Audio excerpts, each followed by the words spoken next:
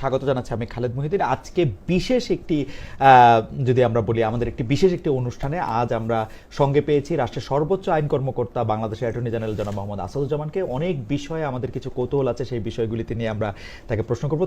তিনি নিউ ইয়র্কে একটি গুরুত্বপূর্ণ সফরে এসছেন। বাংলাদেশ ব্যাংকের নীতিমালা এবং টাকা ফেরত নেওয়া সম্পর্কিত আরও বেশ কিছু আইনি কাঠামো নিয়ে তিনি আসলে কথা বলছেন অনেক গুরুত্বপূর্ণ লোকদের সঙ্গে। সেই সময় তিনি আমাদের সময় দিয়েছেন, সেজন্য আপনি আমাদের আন্তরিক কৃতজ্ঞতা এবং শুভেচ্ছা জানবেন। ঠিকানা নিজস্ব স্টুডিওতে আপনাকে স্বাগত জানাই। জি, আমরা প্রথমেই মূল আলোচনায় আপনাকে একটু আপনার নিয়োগটা নিয়ে আমরা একটু আপনাকে প্রশ্ন করতে চাই যে 2024 সালে 8 আগস্ট আপনি যখন বাংলাদেশের সপ্তদশ অ্যাটর্নি জেনারেল হিসেবে দায়িত্ব গ্রহণ করেন, তখন সবচেয়ে বেশি যেটি বলা হয়েছিল যে আপনি একজন বিএনপি বা বাংলাদেশ জাতীয়তাবাদী দলের দায়িত্বশীল পদে আছেন, আপনি আওয়ামী লীগের বিপক্ষে অনেক ক্ষেত্রে কোর্টের বাইরে অনেক আপনার একটা নিশ্চিত অবস্থান ছিল। এইটার ক্ষেত্রে অনেকে এটা সমালোচনাও করেছেন যে আওয়ামী লীগ চলে যাওয়ার পর বা 24-এর 5 আগস্টের পর আদালত যে পুনর্গঠন হয়েছে সেখানে হাইকোর্ট, সুপ্রিম কোর্ট সব বিএনপি পন্থী আইনজীবীরা কবজায় নিয়েছে, আন্তর্জাতিক অপরাধ ট্রাইব্যুনাল চলে গেছে হচ্ছে জামাতপন্থী আইনজীবীদের কাছে। ব্যাপারটাকে আপনি আসলে কিভাবে দেখেন যে আপনাকে একজন দলীয়, আপনি রাষ্ট্রের সর্বোচ্চ আইন কর্মকর্তা, কিন্তু আপনার দলীয় পরিচয়টা একটু সামনে আসছে? আমি এখানে দলের বাইরে যদি বলি, বাংলাদেশ ওই সময় দুই ভাগে বিভক্ত ছিল। এক ভাগে ছিল পরাজিত ফ্যাসিস্টরা, আর এক ভাগে ছিল বিজয়ী বিপ্লবীরা। আমি বিজয়ী বিপ্লবীদের পক্ষে ছিলাম, আমি ফ্যাসিস্টদের বিপক্ষে ছিলাম। সুতরাং ফ্যাসিস্টদের বিপক্ষে যারা ছিল, নতুন বাংলাদেশ বিনির্মাণে এই বিজয়ীদের মধ্য থেকেই রাষ্ট্রের সর্বোচ্চ আইন কর্মকর্তা, পাবলিক প্রসিকিউটর সমস্ত জায়গায় এই রাষ্ট্র মেরামতের জন্য যে সঠিক লাইনে নেওয়া দরকার সেই হিসাবে আমাকে নিয়োগ দেওয়া হয়েছে। মাননীয় অ্যাটর্নি জেনারেল, আপনি নিশ্চয়ই খেয়াল করেছেন যে বিজয়ের পক্ষে আমরা যে শক্তিগুলিকে দেখেছিলাম সেগুলি এখন নানাভাবে বিভক্ত হয়েছে এবং তাদের মধ্যে থেকেও কিছু উষ্মা তৈরি হয়েছে। আমি যদি নতুন রাজনৈতিক দল এনসিপির কথা বলি বা জামাত ইসলামের কথা বলি, যে তারা অনেক সময়ই এখন রাজনৈতিক অবস্থানটা মোটামুটিভাবে বিএনপি তাদের প্রধান প্রতিপক্ষ। সেই ক্ষেত্রে আপনি এটা অনুভব করেন কিনা যে আপনি আসলে? এটা অনুভব তো করি, এটা তো অস্বীকার করার কিছু না, বাস্তবতা কেউই অস্বীকার করে না। তবে এটাকে আমি এইভাবে দেখি, সেটা হলো সামনের বাংলাদেশ গড়ার প্রশ্নে দৃষ্টিভঙ্গির পার্থক্য। সামনের বাংলাদেশ গড়ার প্রশ্নে কে কিভাবে বাংলাদেশ গড়বে, কিভাবে ভবিষ্যৎ বাংলাদেশ দেখতে চাই, কোন আদর্শিকভাবে দেখতে চাই, সেই জায়গাটা প্রশ্ন। তবে একটা জায়গা সবার মধ্যে মতৈক্য আছে, সেটা হলো বাংলাদেশে নির্বাচন হতে হবে, গণতন্ত্রে ফিরতে হবে, মানবাধিকার সমুন্নত রাখতে হবে এবং বাংলাদেশে আর কখনো যাতে দিনের ভোট রাতে না হয় সেই প্রশ্নে সবাই এক জায়গায় আছে, আইনের শাসনের প্রশ্নে এক জায়গায় আছে। নির্বাচন নিয়ে আমি চট করে 2-3টি প্রসঙ্গ যেটি এখন আসছে সেটা একটু আপনার কাছে একটু বলতে চাই। যে এনসিপি দাবি করে আসছে তারা যেহেতু শাপলা প্রতীক পায় নাই, তারা শাপলা প্রতীক কেন পেল না সেটা যদি একটু বলেন। নীতিমালার বড় কোনো পার্থক্য নাই। ওদিকে জামাত বলছে পিআর না হলে, যথেষ্ট পরিমাণে সংস্কার না হলে, জুলাই সনদের বাস্তবায়ন না হলে নির্বাচন হতে দেরি হচ্ছে। আবার বিএনপি যেখানে নিজেই 31 দফা দিচ্ছে, সেইখানে কিছু কিছু সংস্কারের ক্ষেত্রে তার আপত্তি থেকে যাচ্ছে। এই অবস্থায় কি আসলে নির্বাচনের যে চিত্রটা সেটা আপনি খুব পরিষ্কার দেখতে পান কিনা? আমি পরিষ্কার নির্বাচনের চিত্র দেখতে পাই। প্রথম কথা হলো শাপলা প্রতীক এনসিপিকে না দেওয়াটা, এটা আইনের খুব বেশি বড় ধরনের জটিলতা বলে আমি মনে করি না। এটা দেওয়া যেতেই পারে, দেয়নি বলে ভবিষ্যতেও দেওয়া যাবে না সেটাও আমি মনে করি না। নাম্বার 2 হলো যে জামাত যে পিআর পদ্ধতি চাচ্ছেন, এটা রাজনৈতিক একটা বার্গেনিংয়ের পয়েন্ট। আমি মনে করি না যে এটা জামাত তার শভিনিস্ট পজিশন এখানে নেবে, যে এটা না হলেই না। এটা কোরআনের কোনো বাণী না যে এটা চেঞ্জ করা যাবে না। সুতরাং এগুলো আমি খুব বেশি বড় বাধা বলে মনে করি না। নির্বাচন হতেই হবে, নির্বাচন হবে, যথাসময়ে হবে। এবং আপনি কনফিডেন্ট যে নির্বাচন আসলে হতে বড় কোনো বাধা বা যথাসময়ে আমি দেখছি না, আপনি বড় কোনো বাধা দেখেন নাই। সরকারের সাংবিধানিক বৈধতা নিয়ে একটা প্রশ্ন আছে, যে এটা আমরা দেখেছি যে উচ্চ আদালত সংবিধান যেখানে 106 অনুচ্ছেদের অধীনে সুপ্রিম কোর্টের অনুমোদন নিয়ে সরকার গঠনের, যেটা অনেকে বলতেছেন যে বিপ্লবোত্তর জায়গায়, এই পুরো ব্যাপারটাই আসলে ঠিক না। আওয়ামী লীগের বা শেখ হাসিনার নিয়োগ করা রাষ্ট্রপতির অধীনে শপথ নেওয়া ঠিক হয় নাই।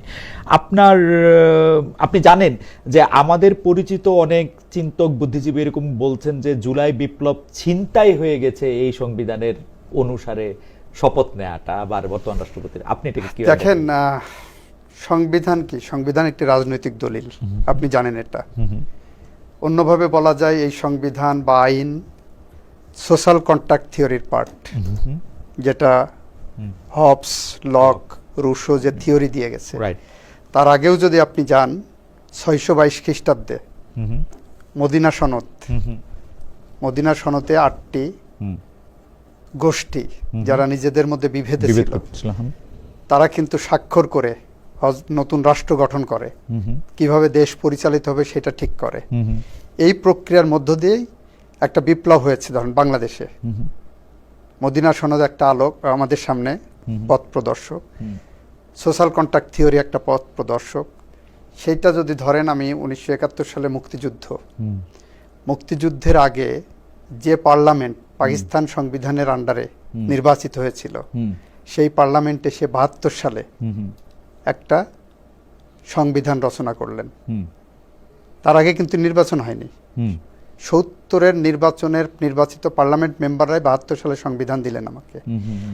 এইটার মধ্য দিয়ে প্রমাণিত হলো যে বিজয়ী জনগোষ্ঠী সোশ্যাল কন্ট্রাক্টের মাধ্যমে তারা মনে করেছে যে হ্যাঁ, আমরা বিজয় অর্জন করেছি, আমাদের সংবিধান দেবেন যারা, এই পার্লামেন্ট দেবেন।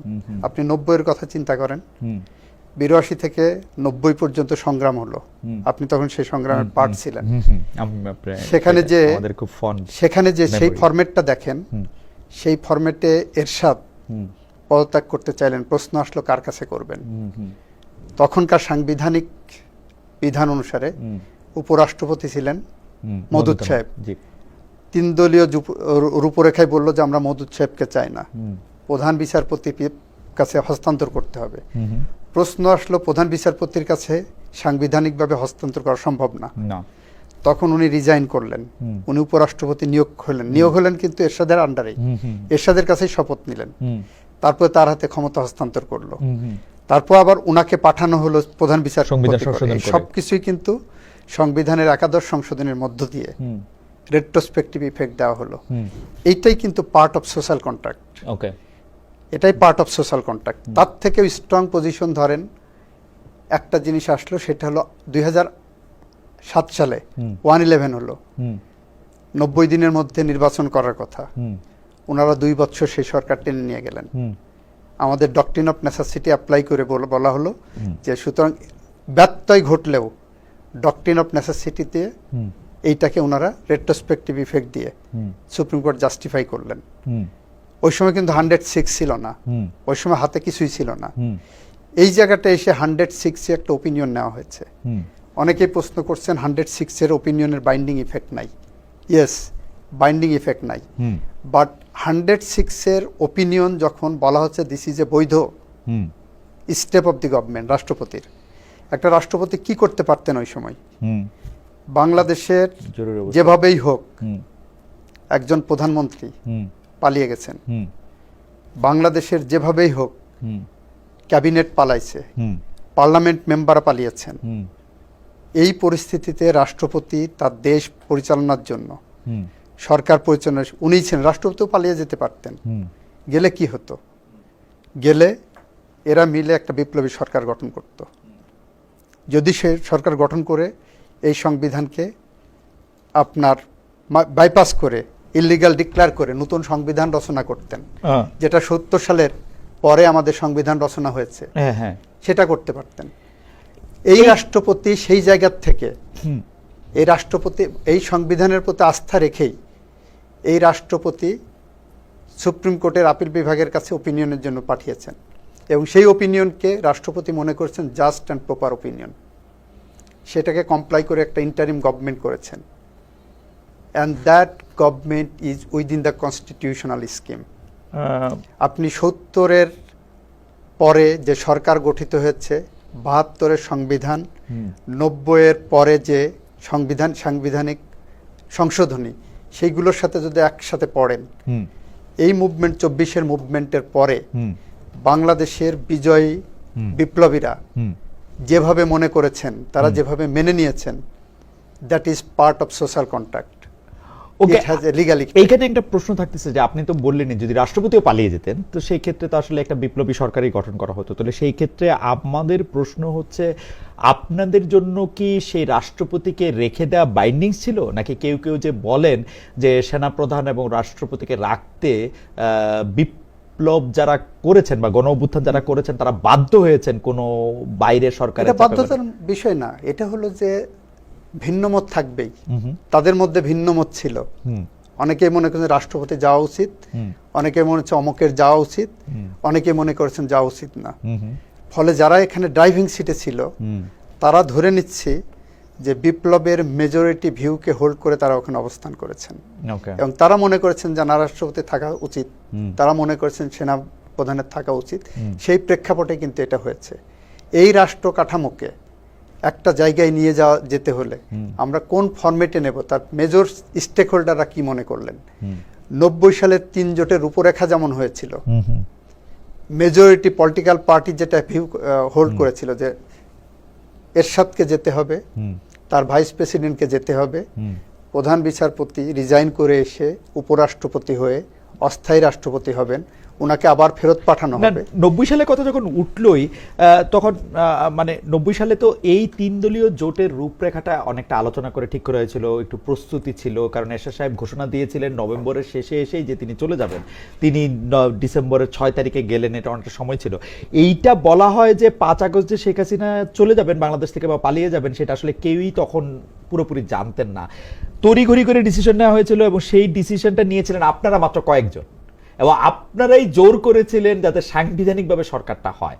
আমি যদি হাইপোথেটিক্যালি ব্যাপারটা সত্যি ধরে নিই, তাহলে এইটার ক্ষেত্রে কি আপনারা আসলে এই কাঠামোটাই চেয়েছিলেন যে রাষ্ট্রপতি থাকুক, সংবিধানের মধ্যে দিয়ে যাক? এটাই অবশ্যই এটা ছিল, সেটা ছিল বলে 106-এ রেফার করা হয়েছে।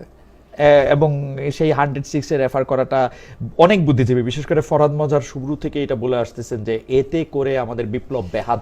এটা বললাম যে আমাদের মধ্যে ভিন্নমত থাকবে, এটাই বিউটি। এই ভিন্নমতের পরেও মেজরিটি মনে করছেন যে না, এই প্রক্রিয়াটা থাকা উচিত। আপনি হাইন্ডসাইট যদি দেখেন, আপনার কাছে কি মনে হয় যে মানে এইটা? আমি মনে করি যে এটা প্রপার একটা স্টেপ। অনেকে যে বলেন যে এই সংবিধানটা আমাদের একটা বোঝা, এই সংবিধানটার কারণে আমরা, আমি মনে করি ব্যক্তিগতভাবে এটা আমার মত, আমি আগে গোড়ায় মনে করি বাংলাদেশের সংবিধান one of the finest constitutions in the world. Okay, অনেকে এটাকে ছুঁড়ে ফেলে দিতে চাচ্ছেন, অনেকে বলছেন যে অনেকে অনেকভাবে চিন্তা করতে পারেন, বাট আমার কাছে মনে হয় যে এখনো একটা সংবিধানের বিউটি নির্ভর করে সেই সংবিধান তার দেশের নাগরিকদের, with all the amendments done by Sheikh Hasina. আপনি কি এটাকে, অ্যামেন্ডমেন্টগুলো তো ব্ল্যাক অ্যামেন্ডমেন্টসগুলো আমরা বাতিলের পক্ষে। Okay, that is not the issue. ইস্যুটা হলো যে আমার ফান্ডামেন্টাল রাইটস চ্যাপ্টার, যেটা বাংলাদেশ সংবিধানের ফান্ডামেন্টাল রাইটস চ্যাপ্টার এবং ফান্ডামেন্টাল রাইটসকে এনফোর্স করার মেকানিজম, এই দুইটা জায়গায় হলো আমাদের বেসিক পিলারের একটা জায়গা। ইন্টারেস্টিং।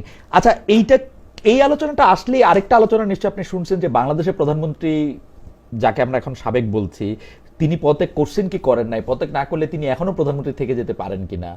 এইটা প্রথম কথা হলো প্রধানমন্ত্রীর পদত্যাগের কোনো দালিলিক প্রমাণ আমাদের কারো কাছে নাই। শেখ হাসিনা পালিয়ে গেছে, হ্যাঁ, এটা ধ্রুব তারার মতো সত্য, কিন্তু উনি পদত্যাগ করেন নাই, পদত্যাগপত্র নাই। দ্বিতীয়ত হলো যে যখন রাষ্ট্রপতি সুপ্রিম কোর্টের আপিল বিভাগের কাছে কোনো রেফারেন্স পাঠান যে উনি পদত্যাগ করে চলে গেছেন, it has a conclusive proof.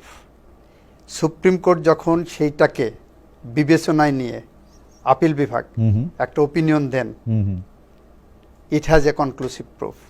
সুতরাং এই জায়গাটা বিতর্ক করে শেখ হাসিনা এখনো প্রধানমন্ত্রী, শেখ হাসিনা পদত্যাগ করেননি, এটা একটা ডেড ইস্যু। এটা এখন বিতর্কের কোনো জায়গায় থাকার সুযোগ আছে বলে মনে করি না। আপনার বক্তব্য নিশ্চয়ই মানে আমরা শুনলাম, বা এটা নিশ্চয়ই ভবিষ্যতেও যদি কোনোদিন এটা পরীক্ষা করা হয়, ইতিহাসের অংশ হয়ে থাকলেও। কিন্তু এখানে একটা প্রশ্ন হচ্ছে, সুপ্রিম কোর্টের বিচারকেরা নাকি ওই সময় ক্যান্টনমেন্টে ছিলেন, তারা প্রায় এক ধরনের, মানে তারা কি স্বাধীনভাবে রায় দিতে পেরেছেন কিনা, 106-এর ব্যাপারে তাদের মতামত ঠিকমতো দিয়েছেন কিনা, এটাও। নাম্বার ওয়ান, সুপ্রিম কোর্টের বিচারকরা অনলাইনে তারা বসতে পারেন, সে আইন আছে, যেটা অনেক রায় দিয়েছেন কোভিডের সময়। নাম্বার 2, ওনারা যখন শুনানি করেন আমাকে খালি টেলিফোন করে প্রশ্ন করেছেন, এরকম একটা ওপিনিয়নের জন্য আমাদের কাছে আসছে, আমরা মনে করি যে এই পরিস্থিতিতে সরকার রাষ্ট্রপতির একটা ইন্টারিম গভর্নমেন্ট ফর্ম করা উচিত, আপনি আপনার মতামত কি? আমি বললাম অবশ্যই এটা করা উচিত, এবং সেটা আমি ওপিনিয়ন দিয়েছি পক্ষে, আমার সাবমিশন দিয়েছি, ওপিনিয়নটা দেবেন ওনারা। আপনি আর সেখানে কিন্তু ওনারা আমাকে বা কাউকে শুনতে বাধ্য না, রাইট? ওনারা আমাকে কিংবা অন্য কাউকে শুনতে বাধ্য না, that is their opinion. Right. And under article 106-এ যখন ওপিনিয়নের বিধান রাখা হয়েছে, it should have a primacy. Okay. The supreme court's observation and opinion has a primacy. না, আচ্ছা, আমি একটু যেহেতু আপনাকে পাইলাম, একটু তাত্ত্বিক জায়গা থেকে একটু বলি যে বাংলাদেশ যেখানে রিপ্রেজেন্টেটিভ সিস্টেম অফ গভর্নমেন্ট, মানে জনগণ যেখানে ক্ষমতার মালিক, সেইখানে আসলে জনগণের উপরে কারো সুপ্রিমেসি থাকে নাকি কোনো পর্যায়ে? মানে 106 কি আসলেই? এবার আসেন, জনগণ ক্ষমতার মালিক, কিন্তু এই জনগণের ইচ্ছার প্রতিফলনই constitution. Okay. Constitution is part of জনগণের ইচ্ছার প্রতিফলন, যেটাকে আমরা বলছি সোশ্যাল কন্ট্রাক্ট থিওরির পার্ট হিসেবে। এটা সামাজিক চুক্তি, জনগণই চুক্তি করেছে আমার এমন একটি সংবিধান থাকবে যেখানে সংকটকালীন সময়ে রাষ্ট্রপতি অ্যাপিলেট ডিভিশনের কাছ থেকে ওপিনিয়ন চেক করবেন। এটা জনগণের ইচ্ছারই প্রতিফলন। আপনি জনগণের ইচ্ছারই প্রতিফলন মনে করতেছেন। আপনি যদি ওই সময়কার ঘটনাক্রম দেখেন, 8 তারিখে আপনি আসলেন, 9 তারিখে তারা ওপিনিয়ন দিলেন, 106 8 তারিখে ওপিনিয়ন দিলেন, 8 তারিখে তারা ওপিনিয়ন দিলেন, 9 তারিখ পার হওয়ার পরে 10 তারিখে সাবেক প্রধান বিচারপতি একটা ফুল কোর্ট রেফারেন্স ডাকছিলেন। সেই সময় আদালত অঙ্গনে কেউ না, উচ্চ আদালত প্রাঙ্গণের বাইরের মানুষদের চাপে মিছিলে তারা একসাথে পুরো অ্যাপিলেট ডিভিশন পদত্যাগ করলেন। এইটাকে আপনি আসলে কিভাবে দেখেন? মানে এটা ওনারা ভালো বলতে পারবেন, তবে মনে করা হয়েছে যে পরিস্থিতি তৈরি হয়েছিল, সেই পরিস্থিতিতে শেখ হাসিনার লেসপন্সার হিসাবে, ফ্যাসিস্টদের লেসপন্সার হিসাবে বিচারকদের অনেকেই পার্ট হয়ে পড়েছিলেন। সেখানে বলা হয়েছিল যে বিচারকরা হলো শপথবদ্ধ রাজনীতিবিদ, তাদের কার্যক্রম এমন একটা জায়গায় গেছে। কিন্তু শপথবদ্ধ রাজনীতিবিদ শব্দগুলি বোধহয় আমার যদ্দূর মনে পড়ে যে মানে মানে মানে কোনো একটা জায়গা থেকে কোট করা, মানে আপনি আরো ভালো বলতে পারবেন, কোনো একটা জুরিস্টের জায়গা থেকে মনে কোট করা। শপথবদ্ধ রাজনীতিবিদ কথাটা কি আসলে খুব খারাপ? মানে রাজনীতিবিদ তো এটা আমাদের মানে পলিটিশিয়ান আন্ডার ওথ। আমাদের দেশের সংস্কৃতি, কালচার, রাজনৈতিক পরিবেশ সবকিছু, এবং যে যিনি বলেছেন বা যারা বলেছেন তাদের political background, all this have given a wrong message, এবং এটাকে আমরা মনে করি, আমি মনে করি, বাংলাদেশের মানুষ মনে করে যে সুপ্রিম কোর্টকে পলিটিসাইজ করার জন্য, সুপ্রিম কোর্টকে বিতর্কিত করার জন্য, ন্যায় বিচারের পথকে রুদ্ধ করার জন্য দিজ আর দি ফ্যাক্টরস কাজ করেছে। আপনি এইটাকে একটা ফ্যাক্টর মনে করতেছেন। যদি আমরা আইন অঙ্গনের কথায় আসি, রাষ্ট্রের সর্বোচ্চ আইন কর্মকর্তার কাছে আমার এই প্রশ্ন যে গত 1 বছর ধরেই এই জুলাই হত্যাকাণ্ড নিয়ে আমরা ঢালাও মামলা বাণিজ্য হতে দেখেছি, যেটা নিয়ে আসলে আইন উপদেষ্টাও খোদ বলছেন যে মব বা এই ঢালাও মামলাগুলি সরকারের ক্ষেত্রে উনি মনে করেন যে সবচেয়ে দুর্বল জায়গা হয়ে থাকতেছে। আইসিটিতে কনফ্লিক্ট অফ ইন্টারেস্ট তৈরি হচ্ছে, মানে ইন্টারন্যাশনাল যেটা হচ্ছে ট্রাইব্যুনাল, সেই মানে ক্রাইমের ক্ষেত্রে যে আন্তর্জাতিক ট্রাইব্যুনাল, মানে মানবাধিকার বিরোধী অপরাধের ক্ষেত্রে। এখন শেখ হাসিনার আমলের মতোই এখনকার আসামি শেখ হাসিনা সহ অন্যরা ন্যায় বিচার থেকে বঞ্চিত হবেন এমন অভিযোগ করছেন ডেভিড বার্গম্যান, আমাদের বন্ধু ব্যারিস্টার জ্যোতির্ময় বড়ুয়া প্রমুখ। সাবেক প্রধান বিচারপতি এবিএম খায়রুল হককে গ্রেপ্তারের প্রতিবাদে বর্তমান প্রধান বিচারপতির কাছে খোলা চিঠি দিয়েছেন সিনিয়র আইনজীবী অ্যাডভোকেট জেডাই খান পান্না এবং জগন্নাথ বিশ্ববিদ্যালয় আইন বিষয়ের অধ্যাপক জনাব এস এম মাসুম বিল্লাহ। তিনি বলছেন যে খায়রুল হক সাহেবের গ্রেপ্তারের ঘটনাটা আসলে বর্তমান ও ভবিষ্যৎ ন্যায় পরিচালন ব্যবস্থার জন্য একটা অশনি সংকেত। আপনি যদি দুইটা বিষয় একটু অ্যাড্রেস করেন, প্রথমে যদি একটু মামলা বাণিজ্যটা নিয়ে একটু বলেন, যে ঢালাও মামলা সেরকম ভাবেই হইতেছে যেরকম ভাবে আমরা আওয়ামী লীগের আমলে খুব দেখতাম এবং সমালোচনা করতাম। আমি আপনার সাথে জি দুইটার বিষয় নিয়েই আমার দৃষ্টিভঙ্গি সেটা বলতে পারবো। নাম্বার ওয়ান, নিশ্চিতভাবেই কিছু মিথ্যা মামলা হচ্ছে এবং যেটাকে প্রিভেন্ট করার জন্য অ্যাটর্নি জেনারেল অফিস থেকেই আমরা ফৌজদারি কার্যবিধির 173-এর এ ধারা সংযোজন করেছি। ওকে, রাষ্ট্র সরকারকে বলে অ্যাডভাইস করেছি। আমরা বলেছি এই মিথ্যা মামলাগুলো প্রিভেন্ট করার জন্য মেকানিজম না থাকলেও দ্রুততম সময়ের মধ্যে সুপিরিয়র পুলিশ কর্মকর্তা, যেমন ডিএমপি এলাকায় পুলিশ কমিশনার, তার তত্ত্বাবধানে আমরা একটা অ্যাড-ইন-টাইম ফাইনাল রিপোর্ট দেওয়ার ব্যবস্থা করেছি। এটা আইনে কিন্তু সংযোজন করা হয়েছে। এখন কোশ্চিনটা হলো, আগে মামলাগুলো হতো গায়েবী মিথ্যা মামলা হতো, পুলিশ বাদী হতো। আপনি খোঁজ নেন এখন বাংলাদেশে গত 1 বছর সময়ে পুলিশ বাদী হয়ে একটিও মিথ্যা গায়েবী মামলা করেছেন কিনা, নাম্বার ওয়ান।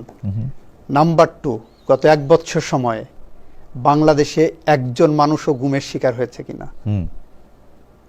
হয়রাজ গত 17 বছরে বাংলাদেশে 700-র বেশি মানুষ গুমের শিকার হয়েছিলেন ল এনফোর্সমেন্ট এজেন্সির বিরুদ্ধে।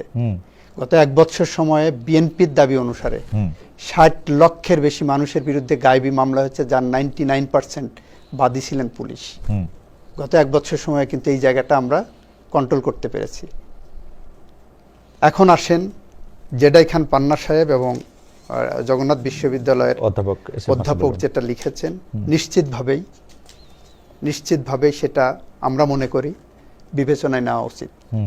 নিশ্চিতভাবেই জুডিশিয়ারির জন্য এটা একটা অপমানজনক, কিন্তু এটাও আপনাকে মনে করতে হবে নিশ্চিতভাবেই এই ঘটনা এমনও হতে পারে বাংলাদেশের জুডিশিয়ারিকে একটি সঠিক জায়গায় পৌঁছে নিয়ে যাবে।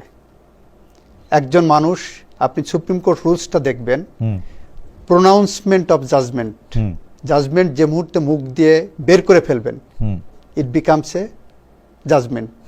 এই জাজমেন্টকে কিন্তু ওই আদালত পরিবর্তন করতে পারবে দুইটা প্রক্রিয়ায়। এক, কেউ যদি আপিল করেন, অথবা উনি সুমোটো রিভিউ করতে পারবেন, সেক্ষেত্রে রিভিউয়ের একটা নাম্বার পড়বে।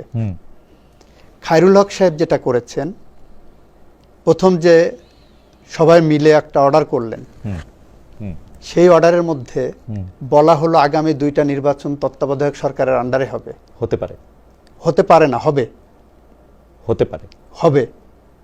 আমি আপনাকে লেটিন শব্দ বন্ধ বলে না, উনি বলছেন আগামী 2টা নির্বাচন এই তত্ত্বাবধায়ক সরকারের আন্ডারে হবে। এটা প্যারাগ্রাফ নম্বর 2। 4টাই তো প্যারাগ্রাফ শর্ট অর্ডারের একটা প্যারাগ্রাফের মধ্যে এটা বলা আছে। জি।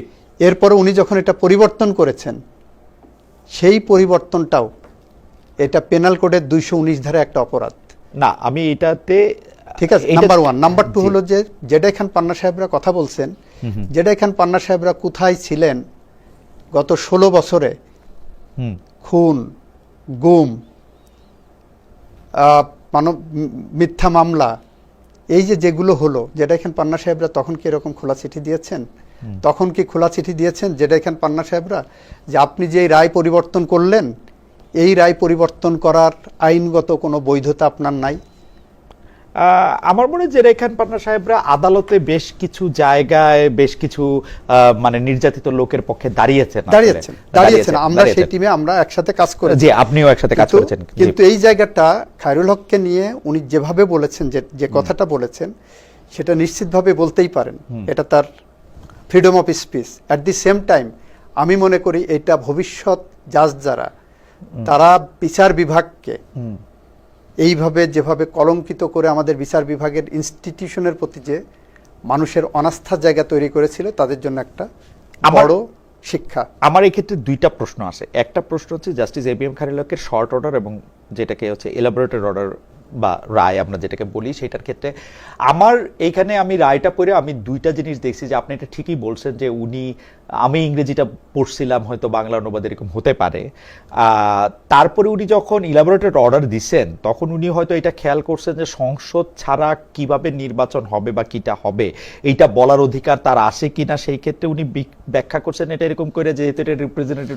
গভর্নমেন্ট, সংসদ চাইলে 2টি ইলেকশন হতে পারে, এইটা যোগ করে। এই রায়ের অ্যানালজি আমি আপনাকে দেই। জি, 7 জন জজ ছিলেন, রাইট, ওকে। 2টা ইস্যু ছিল রায়ে।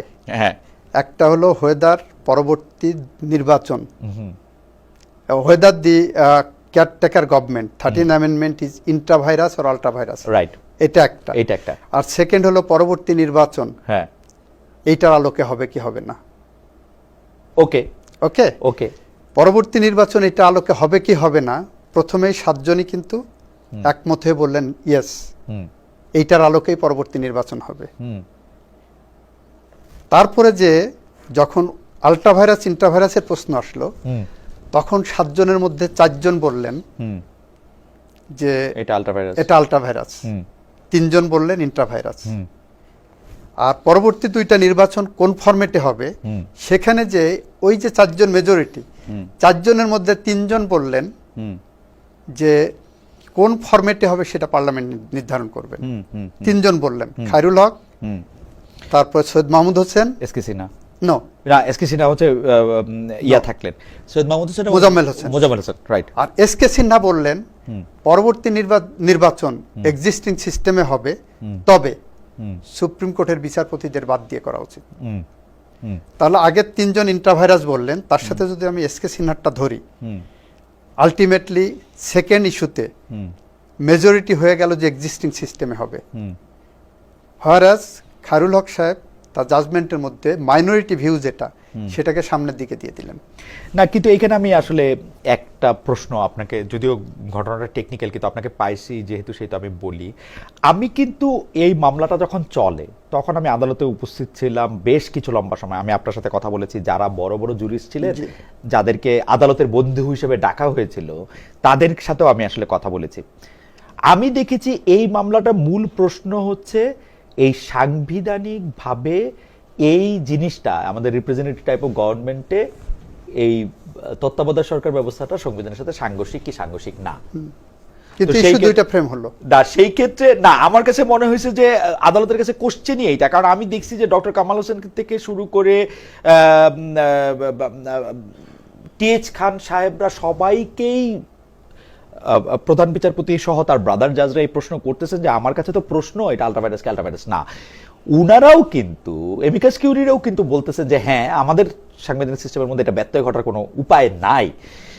তাহলে এইটা যদি না হয় এবং বিচারকদের যদি না রাখা যায় সিস্টেমের মধ্যে, তাহলে তো এরকম রায় দেওয়া ছাড়া তার উপায় ছিল না যে সংসদ না চাইলে। আপনার কাছে কি মনে হয় আর কোনো উপায় কি ছিল আসলে? অবশ্যই this has become by development of our culture, political culture, this অবশ্যই ছিল এটা দেওয়া যে this has become part of. না, এটা আমি বোঝার জন্য যে প্রধান বিচারপতি যখন বললেন যে এটা আমাদের সংবিধানের সঙ্গে সাংঘর্ষিক, তখন আর তিনি এইটাতে একমত হইতে পারেন কিনা, মানে আপনাদের আইন অনুসারেই, যে না আমি পরবর্তী বিচার আবার এই আলট্রাভাইরাস জিনিসটা দিয়েই করব, এইটা আর করতে হ্যাঁ, পারে? সেটা পারেন, পারেন পারেন ওই বৃহত্তর স্বার্থে, বৃহত্তরের সাথে ডক্ট্রিন অফ নেসেসিটি অ্যাপ্লাই করে, যেটা করেছেন ওনারা, ওকে। যেটা ওনারা বিভিন্ন সময় করেছেন। আচ্ছা, ঠিক আছে। আমার কাছে মনে হয় যে এই ব্যাপারে আপনার সবকিছুর মূল জায়গাটা হলো জনগণের ভোটাধিকার নিশ্চিত করা।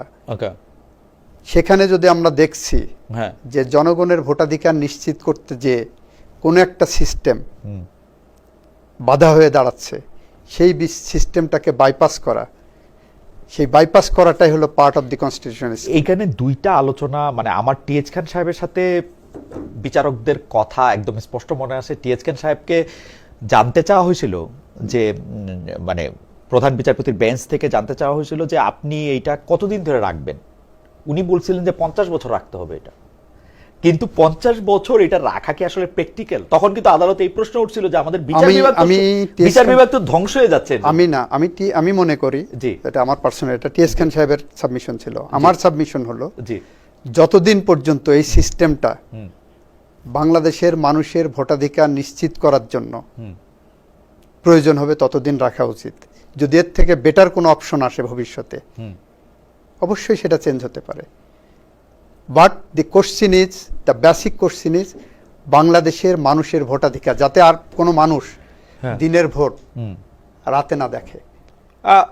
কিন্তু এর কারণে যে না সেটা ঠিক আছে, মানে আমি এই পায়াসুসটাকে হ্যাঁ। আমি পায়াসুসটাকে সম্মান করি, কিন্তু ঘটনা হচ্ছে যে আমরা তো আসলে বিচার বিভাগকে ধ্বংস হয়ে যেতে দেখতেছিলাম খালি অঙ্ক করে করে কে সর্বশেষ ওটা বাদ প্রধান দিতেই পারি, বিচারপতি। সেটা তো বাদ দেওয়াই যেতে পারে। কিন্তু সেই আলোচনাটা তো আপনার সংসদ ছাড়ার কোথায় উপায় যে আসলে কে সেটা- কে কে আসলে এই সরকারকে লিড করবে? সেটা যদি আমি মনে করি যে supreme court guardian of the constitution, right, আমাদের লিগ্যাল সিস্টেম। উনারা কাউকে না গার্ডিয়ান অফ দ্য কনস্টিটিউশন, কিন্তু উনারা তো ঠিক করে দিতে পারবেন যে ধরেন বিআরটিসির চেয়ারম্যান তত্ত্বাবধায়ক সরকারের প্রধান হবে না, এই ধরনের ওনারা যদি ওনাদের পায়া সুইস দুইটা আইনে দুইটা থিওরি আছে, অবিটার ডিক্টা এন্ড রেশিও ডিসিডেন্ডা।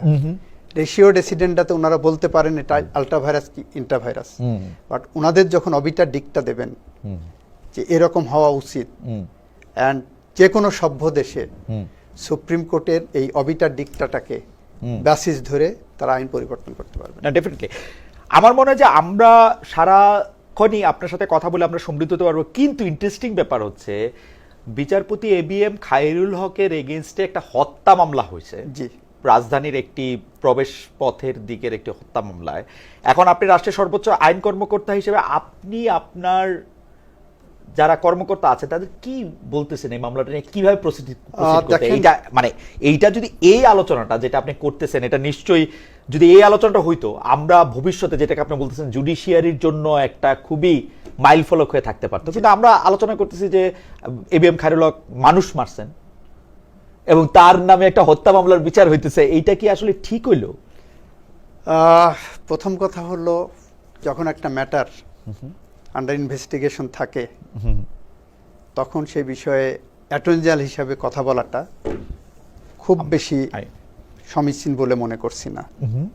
দ্বিতীয়ত আপনাকে একটা এক্সাম্পল দেই, আমি এবং ব্যারিস্টার রোকনউদ্দিন মাহমুদ কোন একটা বিষয়ে একজন পুলিশ কর্মকর্তার সাথে একদিন কথা বলতেছিলাম। তখন সেই পুলিশ কর্মকর্তা আমাদের দুইজনকেই বললেন, রোকনউদ্দিন মাহমুদ এখনো বেঁচে আছেন, যে স্যার সরি সারাদিন খুব ব্যস্ত ছিলাম, কোনো একজন ব্যক্তি বাংলাদেশের ধরেন কনস্টিটিউশনাল পোস্টের টপ একজন, তার ওয়াইফ এসে কমপ্লেন করেছেন যে তার হাজবেন্ডের বাসার কাজের মেয়ের সাথে একটা সম্পর্ক আছে। ঠিক আছে, এটা আমরা বিশ্বাস করতে পারিনি। পুলিশ কর্মকর্তা বললেন যে আমি প্রথমে বিশ্বাস করিনি, পরবর্তীতে তদন্ত করে দেখা গেছে that was A right information. ফলে আমরা আপাতত পাবলিক পারসেপশনে যেটা ধরে নেই সেটার বাইরেও কিন্তু একটা স্টোরি থাকতে পারে। ফলে খায়রুল হক পাবলিক পারসেপশনে আসে যে খায়রুল হক এইটাই ইনভলভ হতে পারেন না, বাট নেভারদিলেস তদন্তে কি আসবে আমরা জানি না, সুতরাং সেটাকে আমরা এখনই প্রেডিক্ট করতে পারবো না। আর আমার জায়গা থেকে মানে তো আমি পারবো না। আমি একটু রাষ্ট্রের সর্বোচ্চ আইন কর্মকর্তার জায়গা থেকে আপনি হয়তো ঠিকই বলছেন যে এটা নিয়ে তদন্ত হইতেছে, তদন্ত করলে আমরা এটা জানবো, কিন্তু আমরা বিচারপতি ABM খায়রুল হকের দোষ হিসাবে কিন্তু আমরা মাঠের বক্তৃতায় আমরা সকল উপদেষ্টার মুখে যারা এই বিষয় নিয়ে কথা বলছেন তাদের কাছ থেকে আমরা এটা শুনতেছি, কিন্তু তিনি রায় ট্যাম্পারিং এর কথা, এবং রায় ট্যাম্পারিং হইছে বা উনি একটা এরকম একটা রায় দিছেন যে রায়ের ফলে বাংলাদেশে এত বড় ক্ষতি হয়ে গেছে যেটার ক্ষেত্রে আমরা একজনকে টাইরান্ট হয়ে উঠতে দেখছি। তো সেই ক্ষেত্রে ওনাকে দায়ী করা আসলে এটা করছেন কিনা, এইটা ট্রাই না করে আমরা ট্রাই করতে থাকলাম হচ্ছে একটা যাত্রা, আমার যতদূর মনে পড়ছে যাত্রাবাড়িতে একটা হত্যা মামলায় ওনাকে প্রধান আসামি আমি এগেন বলছি, জি জেনারেল পাবলিক পারসেপশন যদি বলেন, আমারও পাবলিক পারসেপশন উনি এটা করতে পারেন না, বাট এটাকে যদি তদন্তে বের হয়ে আসে অন্য কিছু, সুতরাং সেটা আমাদের তো তদন্ত পর্যন্ত অপেক্ষা করি, আমরা দেখি। সেটা তো আসাদ ভাই বাংলাদেশের তদন্তের ক্ষেত্রে মানে আপনাদের তো বাংলাদেশের তদন্তের ক্ষেত্রটা আপনিও জানেন আমিও জানি আসলে তদন্তে কি না সম্ভব না, তদন্তে সব সম্ভব না। ওকে, তদন্তে সব সম্ভব না।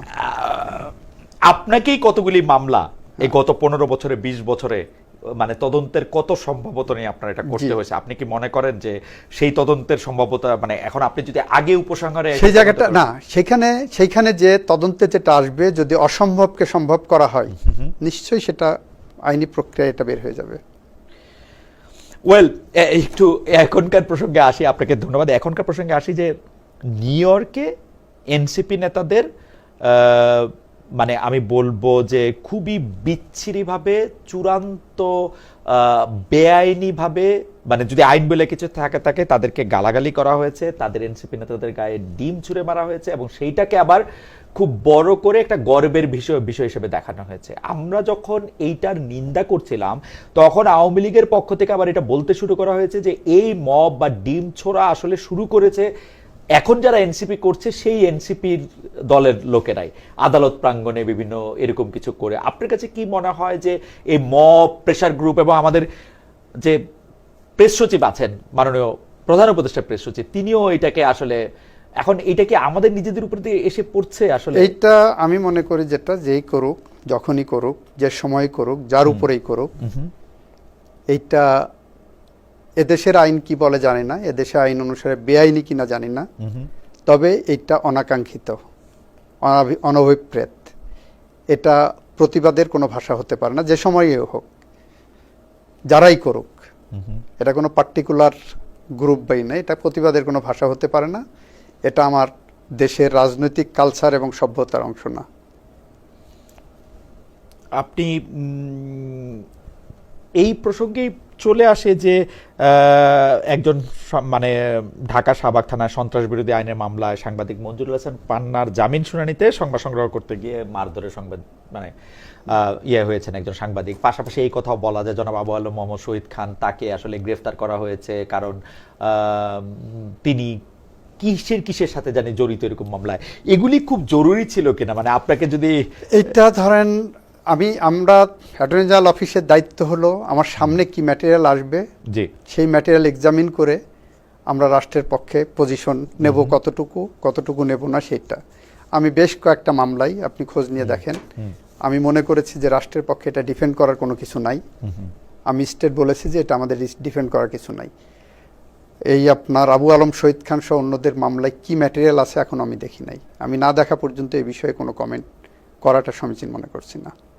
আচ্ছা, এই প্রসঙ্গে অন্য একটা রাজনৈতিক দল এনসিপি, তারা এই যে এই আন্দোলন বা এই হামলা, আওয়ামী লীগের যে হামলা এই বা গালাগালি, এর জন্য বাংলাদেশের কনসুলেট জেনারেল সহ সম্পূর্ণ ফরেন সার্ভিস টিমকে চাকরিচ্যুত করার দাবি জানিয়েছে। এইটাকে আসলে আপনি কিভাবে দেখেন? যারা ভিকটিম হয়েছেন তারা ভিতরে থেকে কতটুকু অনুভব করছেন তাদের নেগলিজেন্স, যদি তারা মনে করে থাকেন যে তাদের নেগলিজেন্স আছে, এটা অবশ্যই খতিয়ে দেখা উচিত। এটা খতিয়ে না দেখে আমি যদি ঢালাওভাবে বলি যে না ওনারা ঠিক বলছেন না, এটা যেমন ঠিক হবে না, একই সাথে ওনাদের সাথে আমি বলি যে হ্যাঁ তাদের রিমুভ করা উচিত, সেটাও ঠিক হবে না। তবে এটার উপর একটা প্রপার তাদের সেন্স অফ রেসপন্সিবিলিটি যেটা, এটা খতিয়ে দেখা উচিত। সেন্স অফ রেসপন্সিবিলিটি প্রশ্ন আপনি এখানে তুলতেছেন, কিন্তু আমরা বিশেষ করে মানে আমি কেন আপনি বলতেছি, আপনার একটা ব্যাকগ্রাউন্ড আছে যে আপনি একটা বড় রাজনৈতিক দলের বিএনপির, আমি নামই বলি, আন্তর্জাতিক বিষয়টা অনেক দিন ধরে আসলে দেখি, মানবাধিকার সম্পাদক, মানবাধিকার এবং মানে ইন্টারন্যাশনাল অধিকার, মানে যে আন্তর্জাতিক স্বীকৃত মানবাধিকার এবং অন্যান্য রাইটগুলি। আমরা কিন্তু দেখেছি যে সরকার পরিবর্তনের পরে অনেক মানুষের বা অনেক দায়িত্বশীল লোকের চাকরি চলে গেছে, কারণ কেউ না কেউ বলছে যে আমরা ওনাকে চাই না। এই জায়গাটা থেকে এই বলাটাকে ক্যাটার করা হয়েছে বলে কি এগুলি সামনে আসতেছে না? মানে এটা ঠিকই আছে, আপনি কি মনে করেন? না, সেটা কোনো কারণ না। আচ্ছা, সেটা কোনো কারণের কারণে কারো চাকরি যায়নি। আচ্ছা, এখনো দেখবেন বিগত সরকারের আমলে যারা খুব ভালো ভালো পজিশনে ছিলেন, চাকরি করেছেন, তারা কিন্তু এখনো চাকরি করছেন। প্রশ্নটা হলো যে কে কতটুকু বাংলাদেশ ধ্বংসের পিছনে ভূমিকা রেখেছেন, এইটাকে সরকার বিবেচনায় নিচ্ছেন।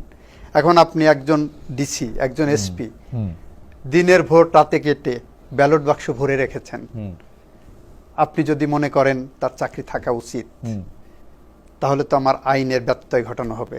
একজন জজ সন্ধ্যার পরে মোমবাতি জেলে বিরোধী দলের রাজনৈতিক কর্মীদেরকে যখন সাজা দিচ্ছেন যাতে সে নির্বাচনে অযোগ্য হতে পারে, আমার তার বিরুদ্ধে ব্যবস্থা নেওয়া যাবে না, এটা তো কোনো আইন হতে পারে না।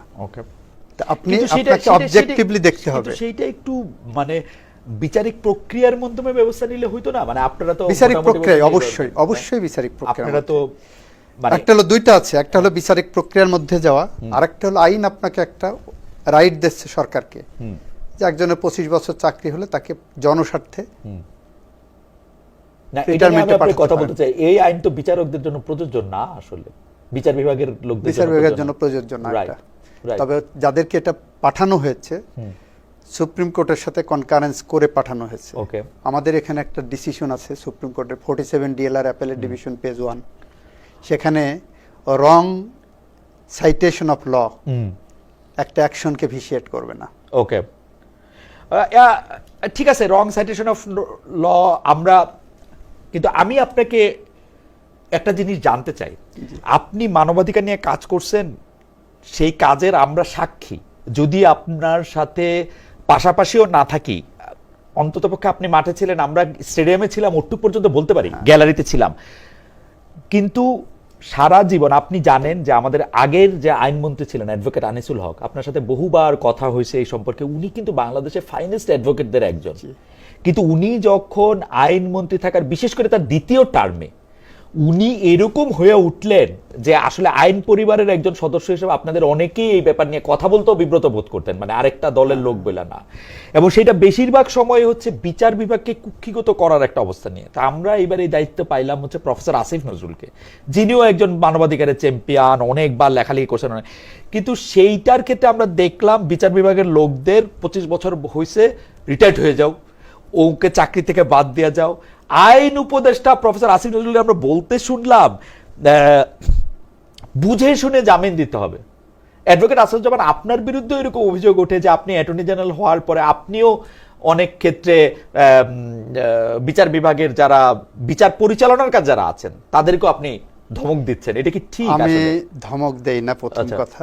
দ্বিতীয়ত হলো, ইয়েস, আমি জজদেরকে ওপেন বলেছি যে আপনারা জামিন দেওয়ার ক্ষেত্রে আপনার ওল্ড ডকট্রিন যেটা ফলো করছেন, সেই ওল্ড ডকট্রিন ফলো করতে যে অবিচার যাতে না হয় সেটা আপনারা মাথায় রাখবেন। কেন বলেছি এটা? যেমন একটা মার্ডার কেসে আপনি যখন জামিনের বিষয় বিবেচনা করবেন, তখন দেখবেন যে তার পোস্টমর্টেম রিপোর্টের সাথে তার বিরুদ্ধে যে এলিগেশন আছে করবরেট করে কিনা। আমি ক্লিয়ার? আমি বলেছি মুগ্ধের পোস্টমর্টেম রিপোর্ট তো দূরের কথা, মুগ্ধের লাশ নিয়ে যে ছেলে আপনার হাসপাতালে নিয়ে গেছে, হাসপাতালে ডাক্তার তার হাতটা ধরে নাড়িতে তার শ্বাস প্রশ্বাস আছে কিনা সেটা দেখার সাহস পায়নি। মুগ্ধের লাশ পোস্টমর্টেম হয়নি। এরকম 1500-র বেশি মানুষ জুলাই বিপ্লবে যারা মারা গেছে তাদের গণকবর দেওয়া হয়েছে। এখন তাদেরটা যদি আপনি এখন পোস্টমর্টেম রিপোর্ট খুঁজতে যান আর পোস্টমর্টেম রিপোর্ট পাননি বলে তাদের আপনি ওভারনাইট ছেড়ে দেন আমার তদন্ত শেষ হওয়ার আগে, আমি বলেছি তাহলে এদের ক্ষেত্রে অবিচার করা হবে। এই জায়গাটা ওল্ড ডকট্রিন আপনারা ফলো না করার জন্য অনুরোধ করছি। এবং এটা বলতে যে একটা উদাহরণ দিয়েছি মকিম গাজীর মামলায়, এক সময় অস্ত্র মামলায় পাবলিক সাক্ষী যদি সাক্ষ্য না দিত যে অস্ত্র উদ্ধার দেখেনি, তাহলে আসামি খালাস করে দিত। মকিম গাজীর মামলায় প্রথমবারের মতো হাইকোর্ট ডিভিশন বলল যে না, এই ক্ষেত্রে আসামিকে প্রমাণ করতে হবে পুলিশের সাথে তার বিরোধের জায়গাটা কি। আমরা বললাম এখান থেকে নতুন জুরিসপ্রুডেন্স রচনা করেন। অ্যাবসলিউটলি, কিন্তু এখানে আমার দুইটা প্রশ্ন আছে। জি, নিশ্চয়ই। আপনি দেখেন অ্যাডভোকেট আসাদুজ্জামান, আমরা কিন্তু রাজসাক্ষী এই ব্যাপারে, যে মার্ডার কেসগুলি কত বিচ্ছিরিভাবে স্টেট মেশিনারি চাইলে কোনো নিরপরাধ লোকের বিরুদ্ধেও এটা করতে পারে। আমরা কিন্তু বিচার বিভাগ ছাড়া আমাদের কিন্তু আর কোনো অভিভাবক নাই, আর কোনো রক্ষা কবচ নাই, আর কোনো রক্ষাকর্তা নাই। এখন রাষ্ট্রের সর্বোচ্চ আইন কর্মকর্তা যদি জুলাই বিপ্লবে যারা নিহত হয়েছে সেই 1500 জনের বিরুদ্ধে এরকম একটা ডিকটেশন দেয়, এমনি বিচার বিভাগের লোকজন ভয় আছে না। আমি একটু বলি যে আপনার কথা কিন্তু একটু ডিকটেশনের মতো লাগলো। এমনিতেই কিন্তু আমি যদি এটা আমরা আদালতের সামনে সাবমিশন আকারে দিয়েছি, নট ডিকটেশন। আমরা যদি ব্যারিস্টার সারা হোসেনকে একটু কোট করি, তিনি বলতেছেন যে বর্তমান বিচারকরা একটা ভয়ের পরিবেশের মধ্যে আছেন। আমি আপনাকে বলি যে আপনি বলতেছেন যে 1500 লোক মারা গেছে, সেই কথা ঠিক। জুলাই বিপ্লবে 1500 প্রাণ ঝরে গেছে যেমন সত্য, আবার এই কয়েকদিন আগে আপনি পত্রপত্রিকার রিপোর্টে দেখছেন যে 50 জনের বেশি ভুয়া যারা জুলাই বিপ্লবের সাথে যাদের কোনো সম্পর্ক নাই, যাদের মৃত্যুর সাথে, তারাও আসছে। এখন ধরেন আগামীকাল একটি মামলা, আমার আর আপনারও তো বাংলাদেশে বহু জায়গায় বহু প্রিয়জন আছে, তাদের কেউ যদি এটার ভিকটিম না হয়, আমরা তো আইনে সেইটাই নিশ্চিত করতে আমরা চাইবো। সেরকম একটি আইনি প্রক্রিয়া নিতে চাই বলেই ফৌজদারি কার্যবিধির 173 এ ধারায় আমরা সংশোধন এনেছি। আপনি লক্ষ্য করে দেখবেন 173 এ ধারায় বলা হয়েছে এই ধরনের ভিকটিম পরিবার যখন একজনের বিরুদ্ধে মামলা করতে আসছে, আমাদের আইনি কাঠামোর মধ্যে সেটা প্রিভেন্ট করার মতো কোনো ক্ষমতা নাই। কিন্তু মামলা হয়ে যাওয়ার পরে মিথ্যা মামলা হচ্ছে এটা সর্বোচ্চ গুরুত্ব দিয়ে আমরা হাইয়েস্ট লেভেল সুপিরিয়র পুলিশ অফিসারদেরকে মনিটর করে এটাকে দ্রুততম সময়ের মধ্যে হয়রানি বন্ধ করার জন্য ব্যবস্থা নিয়েছি। সারা হোসেনরা যেটা বলছেন, জি সারা হোসেনরা যেটা বলছেন, জি সারা হোসেনরা এই যে যখন এই কথাগুলো বলেন, নিশ্চয়ই তাদের বলার পিছনে একটা যুক্তি থাকে। এটা যেমন সত্যি, অ্যাট দি সেম টাইম এইটার পিছনে অন্য কোনো এজেন্ডা আছে কিনা সেটাও দেখার ব্যাপার। আপনি অন্য কোনো এজেন্টের কথা বলেন, আপনি অন্য কোনো মাননীয় অ্যাটর্নি জেনারেল, আপনি অন্য কোনো এজেন্টের কথা বলেন, কিন্তু আমি সরলভাবে বলি এবং আমি জানি যে আমার এই বলাটা ঝুঁকিপূর্ণ বর্তমান ট্যাগিং এর সময়, কিন্তু তারপর আমার বলতে হবে। আমার কিন্তু এই যে আমাদের সাংবাদিক জনাব শাকিল আহমেদ, তার সঙ্গে আমার বন্ধুত্ব আছে, আবার সে আর আমি কিন্তু পোলার অপোজিট। উনি আর আমি কিন্তু মানে সাংবাদিকতার ধ্যান ধারণায়। এখন আপনি যখন এই কথা বলেন, তখন কিন্তু শাকিল সাহেবের বা উনার স্ত্রী আলাদা পরিচয় আছে, উনিও সাংবাদিক, ফারজানা রূপা, তাদের কিন্তু হত্যা মামলায় জামিন হবে না 12 মাস। এখন হত্যা মামলায় যদি 12 মাস শাকিল এবং রূপার জামিন না হয়, এইটার জন্য কি ভবিষ্যৎ আমরা যখন দেখব এটাকে অ্যাটর্নি জেনারেলকে আমরা দায়ী করব না যে জামিনের ব্যাপারে ভেবেছেন? প্রথম কথা হলো যে এটা যখন হাইকোর্টে আসবে, আমরা প্রত্যেকটা মামলার অভিযোগ পুঙ্খানুপুঙ্খভাবে দেখে আমরা কিন্তু ডিফেন্ড করেছি। হাইকোর্ট কত মামলায় জামিন দিয়েছে একটু খোঁজ নেন। সারা হোসেন রাত খোঁজ নিক কত মামলায় জামিন আপনারা জামিন দিয়েছেন, আমরা দিইনি। আচ্ছা সরি, মানে আমরা দেই না, কিন্তু আপনারা জামিনের বিরোধিতা না করলে জামিনটা হয়। এটা আমাদের দায়িত্ব হলো রাষ্ট্রের পক্ষে বিরোধিতা করা, এটা আমাদের দায়িত্ব।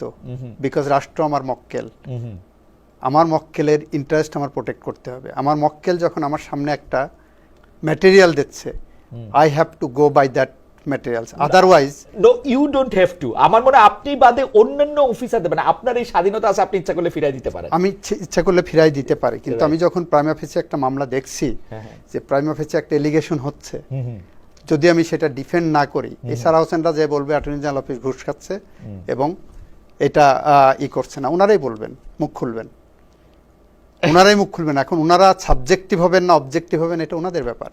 যেটা এখান পান্না মুক্তিযুদ্ধের পক্ষের একজন সোচ্চার কণ্ঠ, নো ডাউট অ্যাবাউট ইট।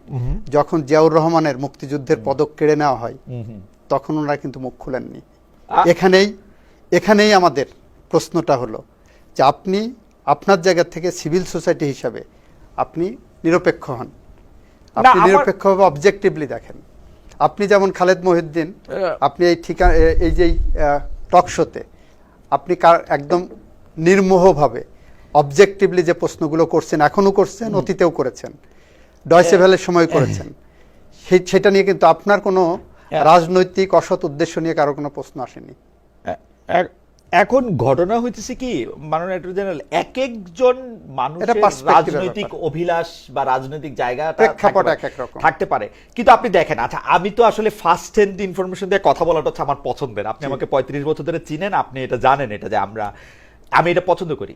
একজন রাজনীতিবিদ, উনি এবি পার্টির সাধারণ সম্পাদক জনাব ব্যারিস্টার ফুয়াদ, তিনি নিজের ইউটিউব চ্যানেলে এসে বললেন যে আদালত পাড়ায় নতুন চেহারায় মাস্তানি শুরু হয়েছে, মামলাতে নিজের মতো করে রায় দেবার জন্য বিচারপতি ও বিপক্ষের আইনজীবীদের হেনস্থা করা সকল অপচেষ্টা চলমান। উনাকে আমি আমার অনুষ্ঠানে জানতে চাইলাম যে এটা আপনি বললেন, তখন উনি বলছেন যেসব বিচারক আগের রেজিমে নিয়োগ পাওয়া, তারা এক ধরনের মানসিক চাপে থেকে রায় দিতে বাধ্য হচ্ছেন এখন। এই পরিস্থিতিটাকে আপনি আসলে কিভাবে দেখেন, যে আগের রেজিমে যারা বিচারক আছেন তারা সবাই, আগের রেজিমের এমন বিচারক আছেন, আমি মামলা করতে গেছি, আমার বিরুদ্ধে অনেকগুলো রায় দিয়েছেন, আমি মনে করি এটা উনি মনে করেছেন, এবং সেখানে সেই রায়ের মধ্যে কয়েকটা আমি উদাহরণ দিতে পারি, সেই রায়গুলো পলিটিক্যালি তারা মোটিভেটেড হয়ে দিয়েছেন। আমি তো কিছু বলি নাই। আচ্ছা, number one. Number two, yes, কিছু লয়ারের এখানে জন্ম হয়েছে, কিছু লয়ার নতুন করে জন্ম হয়েছে যারা পাবলিক পারসেপশনে মনে করা হচ্ছে যে এরা জোর করে অর্ডার নিচ্ছেন, কিন্তু বিচারকরা কেন দেবেন? ভয় পাচ্ছেন বিচারকেরা? এই ভয়ের তো কোনো কারণ নাই, ভয়ের কোনো কারণ নাই। তাহলে ওনাদের মধ্যে এমন কোনো দুর্বলতা আছে যে কারণে ওনাদের ভয়ের কারণ তৈরি হচ্ছে। আপনি দেখেন এই যে মুজিবুর রহমান মিয়া একজন জাজ আছেন, সমস্ত ভয়ের ঊর্ধ্বে থেকে ইভেন আমাদের অ্যাটর্নি জেনারেল অফিস থেকে গত সপ্তাহে একটা ম্যাটারে একদিন সময় চাইতে যাওয়া হয়েছে, উনি দেননি। কই আমরা তো কিছু বলি নাই, প্রতিনিয়ত এটা হচ্ছে, আমরা করতেছি। উনি নিজের থেকে করেছেন, একদিন সময় চেয়েছেন। আমরা এই যে বলেছেন আমার অ্যাডিশনাল অ্যাটর্নি জেনারেল আমাকে রিপোর্ট করলেন যে স্যার গেছি একদিন সময় চেয়েছি, দেননি। তো এখানে তো আমাদের ভয়ের কোনো কারণ নেই, এই ভয়ের ঊর্ধ্বে ওনাদেরকে উঠতে হবে। যদি এটা ওনারা উঠতে না পারেন তাহলে ওনাদের দুর্বলতার কারণ ওনারা নিজেরাই। আপনি ভয়ের ঊর্ধ্বে উঠতে বলতেছেন মাননীয় অ্যাটর্নি জেনারেল, কিন্তু আমরা দেখতেছি যে এই বছর জুলাই মাসের 10 তারিখে আইন মন্ত্রণালয়, আমি উচ্চ আদালতের কথা আলাদা করে রাখি, উচ্চ আদালত মানে আপনার কাছে কথাটা খুব ভালো লাগে নাই, কিন্তু আমি মনে করি যে তারা আসলে শপথবদ্ধ রাজনীতিবিদ। আমি মনে করি যে তারা একরকম ভাবে রাজনীতি মানে তো হচ্ছে জনগণের এটা প্রোটেকশন, সেটা তারা করবেনি। কিন্তু এই বছর জুলাই মাসের 10 তারিখে যেটা আইন মন্ত্রণালয় প্রজ্ঞাপন জারি করে যে 18 জন বিচারককে মানে বিচার আদালতের বিচারককে বাধ্যতামূলক অবসরে পাঠানো হলো, সেইখানে আমরা আইন ও বিচার বিভাগের উপসচিব জনাব মোহাম্মদ আজিজুল হকের সই করা প্রজ্ঞাপনে দেখছি যে বাংলাদেশ জুডিশিয়াল সার্ভিসের এই সদস্যদের 25 বছর পূর্ণ হয় তাদেরকে মানে যেটা পাঠানো হবে, হ্যাঁ তাদেরকে, এইটা স্পষ্ট আইনের 3 ধারায় আছে যে আইনটি বিচারকদের ক্ষেত্রে প্রযোজ্য না। এইটা আপনি কিভাবে ব্যাখ্যা করবেন? এটা কেমনে আইন মন্ত্রণালয় থেকে এটা? ওই যে প্রথমে বলেছি যে এই আইন ওনাদের জন্য প্রযোজ্য না, এটা যেমন সত্যি। At the same time supreme court থেকে এটাকে যখন এন্ডোর্স করে দেওয়া হচ্ছে, wrong citation of a law can not be a defence. এটা 47 DLR appellate division page 1 reported decision. আচ্ছা, আপনি আর ওনারা যদি অ্যাগ্রিভড হন they can take their legal course, ওনারা যেতেই পারেন। আইন মন্ত্রণালয় করেছে বলে যে ওনারা চ্যালেঞ্জ করতে পারবেন না এমন তো কোনো কথা নাই। ওকে, আপনি যদি আইনগতভাবে, আমি অবশ্য আরেকজন সরকারের বিশিষ্ট ব্যক্তির সাথে কথা হচ্ছিল, তিনিও বলেছেন যে সরকার তারা যদি মনে করে যে তারা ক্ষুব্ধ, তারা আসলে আইনের কাছে যেতে পারেন, বিচারের কাছে যেতে পারেন, কিন্তু তাদেরকে আসলে বিচারের কাছে যেতে একটা ভয় কাজ করে যে তারা গেলে তারা আবার পেনশন অন্যান্য কিছু নিয়েও আপনারা একটু তাদের কথা দেবেন। আমি এটা শুনছি যে তাদের বিরুদ্ধে আসলে দুদকেও একটা অভিযোগ তদন্তাধীন। হ্যাঁ, এখন আমি বলি যদি কেউ দুর্নীতি করে থাকে বিচার বিভাগে, তাদের বিরুদ্ধে যদি দুদক মুভ করেন, হ্যাঁ, সেটা আপনি কেন ঠেকাবেন না? কিন্তু মাননীয় অ্যাটর্নি জেনারেল, আপনি কি তাকে সেই প্রোটেকশন দিচ্ছেন যে যাতে কেউ মানে মানে দুদক এদের বিরুদ্ধে যেতে গেলে সুপ্রিম কোর্টের পারমিশন নিয়েই যাবেন।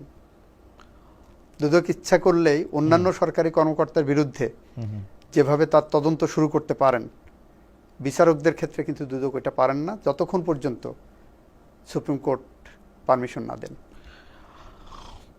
সুপ্রিম কোর্টের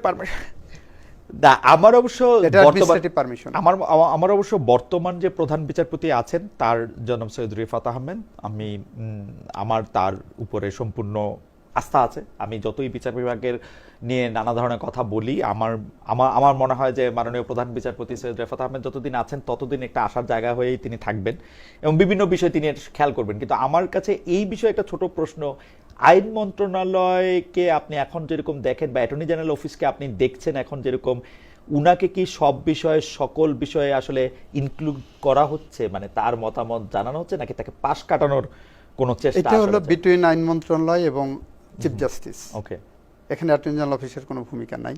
আর সুপ্রিম কোর্টের ম্যাটারগুলিতে? সুপ্রিম কোর্টের ম্যাটারগুলিতে আমি শুধুমাত্র মামলার ক্ষেত্রে ইনভলভ থাকি।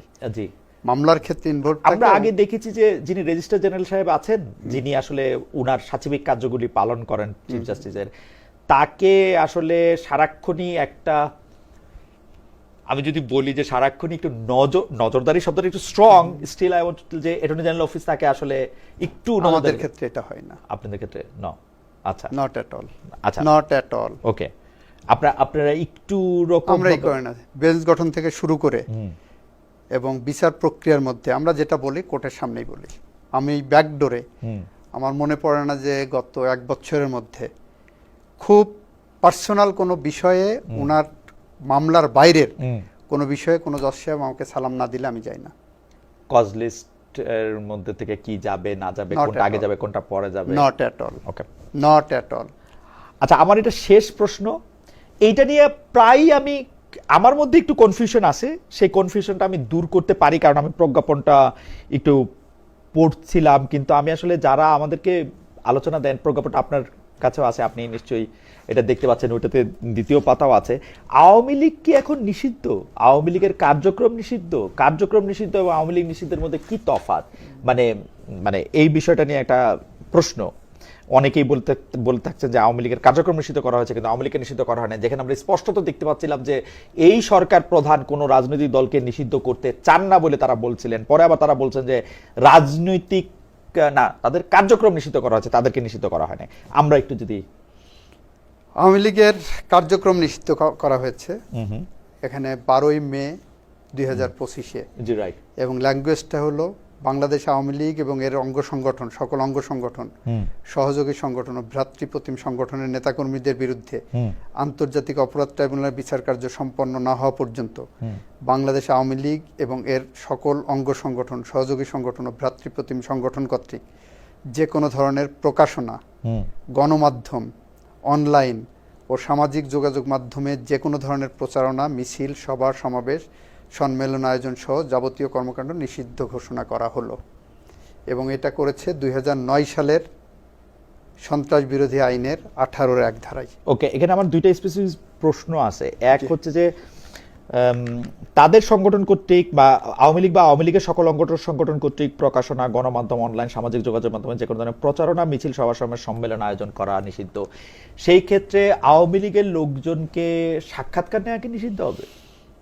সেখানেও আওয়ামী লীগের লোকজনকে আপনি সাক্ষাৎকার নিতে পারেন, কিন্তু সেই সাক্ষাৎকারের মধ্যে যদি এই আওয়ামী লীগের কর্মকাণ্ডকে প্রমোট করা হয়, সেটা আপনি কিভাবে, আপনি এখন আপনার পছন্দ না হলে, আপনার আমাকে ভালো লাগলো না, আপনি বললেন যে আপনি আওয়ামী লীগকে প্রমোট করছেন, that is a matter of interpretation. That is a matter of interpretation. আচ্ছা, আর সেকেন্ড কথা হচ্ছে যে এইটা দিয়ে কি আসলে, আমি আইনের পার্সপেক্টিভে বুঝতে পারছি, এইটা দিয়ে কি বোঝা যায় যে তারা ইলেকশন করতে পারবে না, নাকি এটা নির্বাচন কমিশন আলাদা করে বলতে হবে? নির্বাচন কমিশন আলাদা করে বলতে হবে। এইটা থাকা সত্ত্বেও কি নির্বাচন কমিশন তাদেরকে ইলেকশনে, আমি মনে করি পারেন না। আপনি মনে করেন পারে না, কিন্তু এটা কি সাবজেক্ট টু কোনো একটা পরীক্ষা করে দেখা দরকার আছে বেঞ্চের, বা মানে এইটা করে দেখতে পারেন, ওনারা চাইলে দেখতে পারে, বাট যেভাবে বলা আছে তাতে করে আমি মনে করি যে তারা election is a part of their activities. Election is part of their activities, কিন্তু আপনারা ইলেকশনটা যে এই আইনে বলা হয় না, আপনি কি মনে করেন যে এটা ইচ্ছা করে বলা হয় না কোনো, ইজ দেয়ার এনি? এটা ফ্রেমার্স অফ দি ল যারা এটাকে এই নোটিফিকেশনটা দিয়েছেন তারা নির্বাচনকে বাইরে রাখার জন্য করেছেন, এটা আমি যেমন মনে করি না। অ্যাট দি সেম টাইম বিচার প্রক্রিয়াটাকে কিন্তু এখানে হাইলাইট করা হয়েছে, এই বিচার প্রক্রিয়াটাকে যাতে কোনোভাবেই বাধাগ্রস্ত না করতে পারে, that is part of their scheme. Okay, আমার মনে হয় অ্যাডভোকেট আসাদুজ্জামান, আপনি আমাদেরকে অনেকগুলি বিষয়ে আমাদেরকে আলো দেখিয়েছেন, কিন্তু আমি আপনার কাছ থেকে শেষ এক মিনিটে একটা বিষয় একটু জানতে চাইবো যে আপনি বাংলাদেশের আইনি ব্যবস্থার উপর অনেকেই, আমাদের দর্শকরাও যারা আমাদের সঙ্গে ছিলেন তাদের অনেকেরই আস্থা নাই। আপনি কি মনে করেন সেই আস্থাটা আসলে থাকা উচিত? অনেকে মনে করতেছেন যে তাদের আসলে কোনো প্রোটেকশন নাই, আস্থা নাই, মানে অনেকে মনে করতেছেন। এইটা মনে করাটা খুবই যৌক্তিক এবং স্বাভাবিক মনে করি, বিকজ বাংলাদেশে এমন একটি কালচার গড়ে উঠেছে, মুক্তিযুদ্ধের চেতনা মানে দিনের ভোট রাতে হওয়া, মুক্তিযুদ্ধের চেতনা মানে লুটপাট করা, মুক্তিযুদ্ধের চেতনা মানে মানুষ খুন করা, মিথ্যা মামলা, গায়েবী মামলা দেওয়া, এরকম একটা কালচারের মধ্য দিয়ে একটা বাংলাদেশ আমরা 17 বছর জার্নি করেছি। সেই জায়গার থেকে উত্তরণের জন্য যা কিছুই করা হোক না কেন, যারা এইগুলো করেছে তাদের ধরতে গেলেই কাউন্টার আসতেছে যে এখানে ন্যায় বিচার পরাভূত হচ্ছে, এখানে আইনের সঠিক প্রয়োগ হচ্ছে না। এই যে একটা ধারণা তৈরি হচ্ছে, এই ধারণা থেকে বের হতে হলে আমাদেরকে কিছুটা সময় অপেক্ষা করতে হবে, নাম্বার 1। নাম্বার 2, যে রাজনৈতিক দলই বা যে শাসক গোষ্ঠী ক্ষমতায় থাক না কেন, তাদের এজেন্ডা নির্ধারণ করতে হবে আগে। সেই এজেন্ডার মধ্যে লুটপাট আসবে হুম, নাকি গুড গভর্নেন্স আসবে। হুম, আমার এখানে প্রতিটা সাংবিধানিক প্রতিষ্ঠান, স্ট্যাটিউটরি প্রতিষ্ঠানগুলো ধ্বংস করা হয়েছে। হুম, একক ব্যক্তির ইচ্ছার উপরে সব কিছু নির্ভর করেছে। ভবিষ্যতেও যাতে সেটা না হয়, যে কোনো রাজনৈতিক দল সে যেই ক্ষমতায় যাক না কেন, হুম, তাদের সবার আগে প্রায়োরিটি দেওয়া উচিত আমি আমার দেশের সাংবিধানিক এবং স্ট্যাটিউটরি প্রতিষ্ঠানগুলোকে আমি স্বাধীনতা দেব, স্বাধীনভাবে গড়ে তুলব এবং সেই জায়গার থেকে হুম, আমার গুড গভর্নেন্সটাকে হুম। নিশ্চিত করব। এখন আমার দলের লোক রেপ করে না, এসছে বলে তাকে আমার ডিফেন্ড করতে হবে, হুম। আমার দলের লোক দুর্নীতি করছে বলে তাকে ডিফেন্ড করতে হবে, এই জায়গা থেকে বের হতে হবে। আমার খালি আরেকটা এই জায়গার মধ্যে প্রশ্ন, আপনি বললেন যে মুক্তিযুদ্ধের চেতনার নাম করে এর আগে সরকার আসলে অনেক কিছু করছে, এর আগে দলগুলো আসলে অনেক কিছু করছে, কিন্তু আমরা তো এই সময় এসে দেখলাম যে এটা তো আসলে মুক্তিযুদ্ধের চেতনার দোষ না, ওরা মুক্তিযুদ্ধের চেতনাকে অপব্যবহার করছে, Of ওরা course. মুক্তিযুদ্ধের চেতনা নিয়ে মিথ্যা Of কথা বলছে, course. ওরা মুক্তিযুদ্ধের চেতনা সঠিক আমি কথা ছিল না। মুক্তিযুদ্ধের চেতনাকে দোষ কিন্তু দিইনি। কিন্তু এখন তো মুক্তিযুদ্ধের চেতনা বলাই মনে হয় যে এটা সাহসের ব্যাপার হয়ে গেছে, এখন তো মুক্তিযুদ্ধ নিয়ে কথা বলে এটা সাহস No, ব্যাপার। not at all. কারণ কারণ কারণ মুক্তিযুদ্ধ নিয়ে কথা বললেই এখন এটা ট্যাগিং, যে না তোমরা নট এতদিন এট এটা অল, করছো। Not at all. যারা মানে- যারা মুক্তিযুদ্ধ ৭১ এবং ২৪কে বিভক্ত করতে চাই, হুম, আমি সেই দলে নেই। হুম, আমি মনে করি ৭১, ৯০, ২৪, হুম, ৫২, ৭১, ৯০, ২৪ একটা অন্যের সূত্রে গাথা। হুম, ইতিহাসের প্রতিটি বাঁকে বাঁকেই প্রত্যেকটা মুভমেন্টে বাংলাদেশের মানুষের অধিকার প্রতিষ্ঠার সংগ্রামে ভূমিকা রেখেছে। সুতরাং আমি ৭১-এর সাথে ২৪-এর বিভক্তি করব, এটা কোনো ক্রমে কাম্য নয়। আমার মনে হয় যে এই ব্যাপারটা বাংলাদেশের স্বাধীনতা, বাংলাদেশের মুক্তিযুদ্ধ, সেটা সঠিক চেতনা আওয়ামী লীগ এটা নিয়ে দুষ্টামি করছে বইলাই, বা আপনি আওয়ামী লীগ- দুষ্টামি বলছেন হ্যাঁ। আর আমি বলছি অপরাধ। হ্যাঁ, আওয়ামী লীগ এটা নিয়ে যদি আমি তাও মানি, আওয়ামী লীগ যদি এটা নিয়ে অপরাধ করছে বলে মুক্তিযুদ্ধের তো আমাদের শত্রু হয়ে যায় নাই, নো, নট এট অল। এবং এটা আমাদের অহংকারের অংশ। মুক্তিযুদ্ধ আমাদের অহংকার তো থেকে তো আলাদা কিছু হয় আলাদা নাই। কিছু না। একটা দেশ যদি মুক্তিযুদ্ধ থেকে বিচ্যুত হয়, বা সে যারা বাংলাদেশের যারা মুক্তিযুদ্ধ- মুক্তিযুদ্ধের চেতনার বিরুদ্ধে কথা বলবেন বা যারা মনে করবেন ৭১ আমি ওন করি না, হুম, বাংলাদেশের মানুষ হিসাবে আমি মনে করি বাংলাদেশি হিসাবে তাদের সেই বিবেক ভালোভাবে সুস্থভাবে কাজ করছে বলে মনে করি না।